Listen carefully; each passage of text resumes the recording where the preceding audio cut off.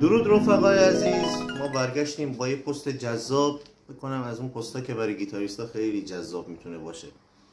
میخوایم آهنگ پوست شیر ابی و همون ورس اصلیشو ترجیبندشو با 2 تا توالی آکورد مختلف بزنیم. یه دونه توالی آکورد خود آهنگ اصلی که آقای واروژان تنظیم کرده، آکورد گذاری گذاشته. یه دونه من میخوام یه تغییراتی انجام بدم، یکم نه خیلی زیاد آکوردا رو عوض کردم بذارم.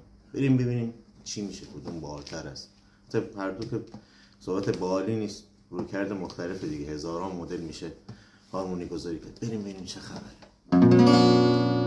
قلب تو قلب پرنده، پوستم پوست شیر، زندون تنو رها کن ای پرنده پر بگیر.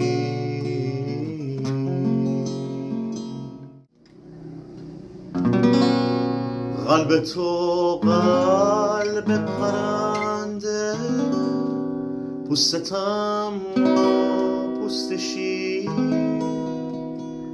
زندون تنو رها کن ای پرنده پر بگیر.